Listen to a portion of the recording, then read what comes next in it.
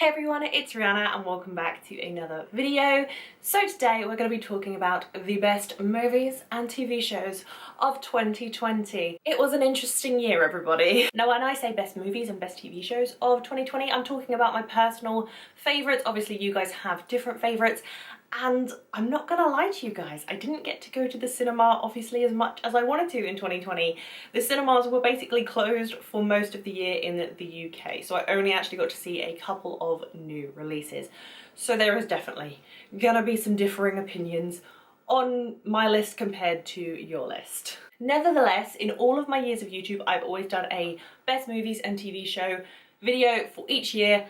And we're not going to stop that just because 2020 was a shit show. So let's discuss the best movies and TV shows of 2020. I'm going to start off at the beginning of the year. We got season 2 of Sex Education. Now, the first season of Sex Education was one of my favourite TV shows of whatever year it came out. Was it 2019? Probably. And I'm going to say with the addition of season 2, it is now one of my favourite TV shows of all time. It just has such great comedic timing, the characters are great, we get to explore more into sex ed and asexuality, and just lots of different subjects come up in season 2 that were great. Not only is this show educational, it's also hilarious. We also have great characters like Otis and Maeve, and Jackson gets a bigger arc this season, which I really loved. After loving season 1 so much, I really didn't think season 2 could top it, but just the first scene of season 2, it blew it out of the park. It's such a great show. If you haven't checked it out, it's on Netflix and we're getting a season 3 this year, so very excited for that.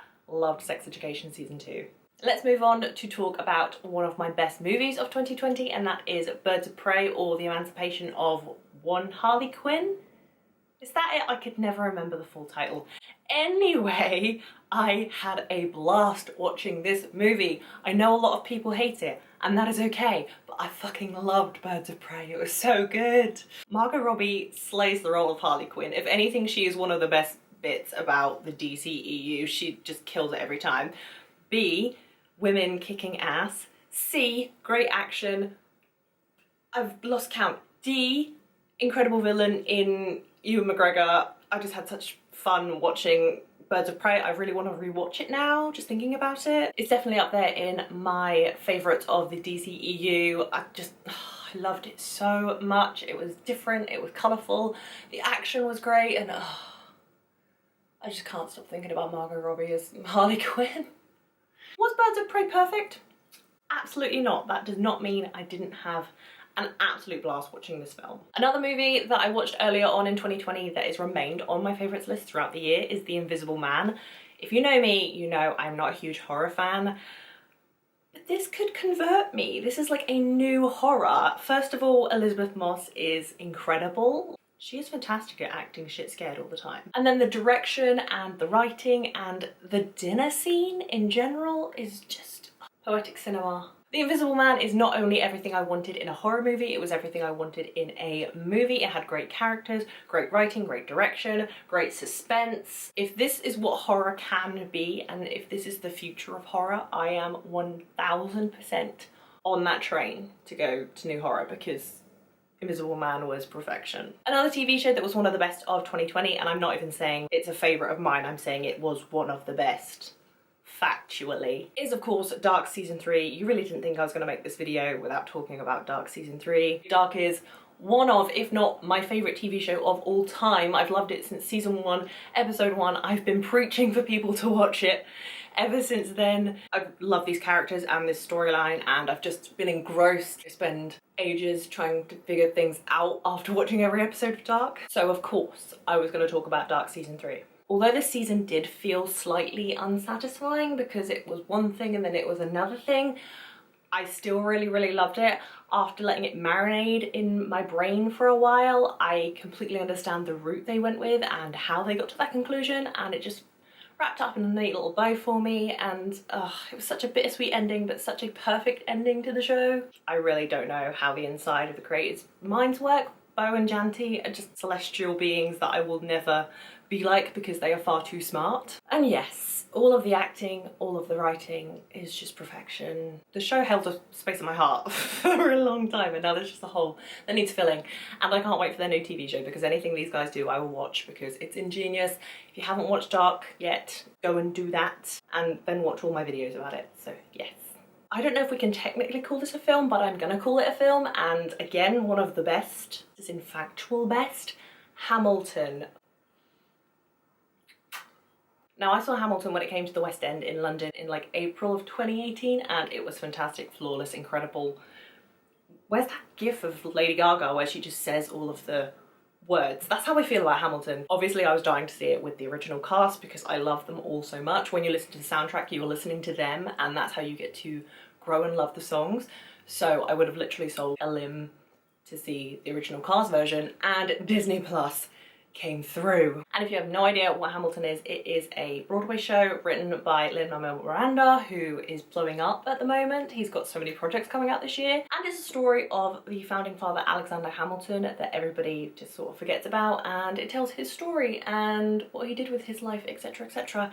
And never did I think I would be so invested in American history than watching Hamilton. The film recording of the stage show that was put on Disney Plus really put the show into a different perspective for me, because obviously when you watch it live you don't see that many small details. I was watching and I just thought, oh my god, I never noticed that before, or like there's different theories about the movements or the meanings of things that you see in the film version of the stage show that you couldn't see on stage. And I will admit that I cried about 4 times, because original cast, and it's just a generally emotional show. The songs are incredible, the writing, the choreography, it's just flawless. As I say, factually best of 2020. If you haven't seen Hamilton yet, you immediately need to go and do that. Like, stop this video now, do that, come back. Going back to TV shows, we have The Boys Season 2. This was another show where I really didn't think they were going to be able to up their game from Season 1, because Season 1 was so good. The Boys Season 2 was phenomenal!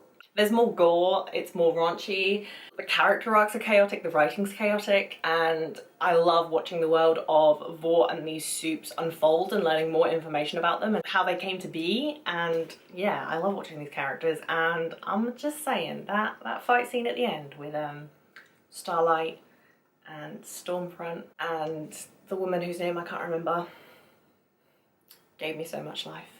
Yep, The Boys Season 2 was just mad, and I absolutely fucking loved it. Going back to another movie, we will briefly discuss Tenet. I could watch this movie a million times and probably never understand it, but it's Christopher Nolan, and his genius is too much for my small brain to understand. Tenet had a fantastic score, fantastic cinematography, fantastic ideas, fantastic acting. John David Washington and Robert Pattinson are flawless in this movie. It's still one of my favourites, but the exposition and the sound mixing really bring the film down for me. It felt off to me, and the writing of the characters in some circumstances also felt off to me. Still one of my favourites. Another Netflix TV show that is on my best of the year is Money Heist. Speechless. Absolutely love Money Heist. Was really late to the bandwagon on this one. Yeah, if you haven't seen it, you just need to watch it. It is mental and crazy, and the tension every episode is insane, and you fall in love with these characters and just how everything's planned out. It just blows my mind so much. I freaking loved Money Heist. Netflix this year with TV shows were just 17 out of 10, incredible. I seriously can't wait for the last season of Money Heist to come out, and I really, really, really want to rewatch it. Like, it's such a great show. Queens Gambit, oh my goodness. Never in my life did I think I would be fixated on a TV show about chess, but the cinematography, the score, the writing, Anya Taylor-Joy, they're all phenomenal. The way the cinematography and the visuals depict the chessboard playing out in Beth's head, my eyeballs enjoyed it very much. And just all of the acting was incredible. Marielle Heller, who played her adopted mum in the show, was great, and obviously Anya Taylor-Joy is a frickin' star, and I love her, and she is the best bit about everything she's in. I'm really sad that the Queen's Gambit will only be a limited series, because I could literally watch her play chess for the rest of my life and I would be happy. Another one of my top films was Soul, which came out on Disney Plus. This is the latest from Disney Pixar. Soul was literally like experiencing a warm hug, and after the shit show of 2020, we all really, really needed that. I will never understand where the writers of Soul got their creativity from, like how they sort of drew the idea of the afterlife out, and you know, how you find yourself. I will never understand it. It is too creative and too pure, and I loved it. One of the writers is Pete Docter, who has brought us so many great Pixar movies. He is just a genius, and anything he brings out I will probably love. Soul's story about Joe Gardner, who just wants to fulfill his dream. It was inspirational, and then it was kind of a downer, but then it was not kind of a downer. It was an emotional journey, but all in all very, very heartwarming, very, very inspiring. And I think after the year we had, we all really, really needed to watch Soul. And if you're ever feeling down, it's like experiencing a warm hug. So yes. We will round up this top TV show and movie list of 2020 with a huge latecomer. Let's talk about Spree. Spree was utterly terrifying. Mainly because I can see it happening in the real world. This is what happens when social media takes over your life. And as somebody who is frequently on social media, after watching this movie, I put my phone down and thought, you know what? I'm just not gonna look at it for a good few hours because I'm terrified of what might happen. I remember thinking when I finished Spree that Spree was Nightcrawler but for millennials, and I completely stand by that. It is dark, it is twisted, the acting is incredible. If you thought Jake Gyllenhaal in Nightcrawler was incredible, you need to see Spree and watch Joe Keery. I still think to this day about how much Spree terrifies me and how weirdly creative it is, because it definitely wouldn't have worked as a film if it was shot on anything except sort of cameras and phones and iPads, etc. If it was shot normally, I just don't think the atmosphere of the film would have worked. I just don't think the message of how social media is literal death would have come across very well if it was filmed normally. But the way it was shot and the way it was acted, the tension was crazy. There's a turning point in the movie where you think, oh shit, this is real, and from then on it's just batshit crazy. I can't say I enjoyed Spree, and I can't say I will rewatch it anytime soon, but I very much appreciate the idea of it, and it blew my mind and terrified me. So yes, incredible filmmaking from the guys who did Spree and incredible acting from Joe Keery. If you haven't watched Spree, check it out. It is on UK Netflix. I feel like it's an underrated gem from 2020.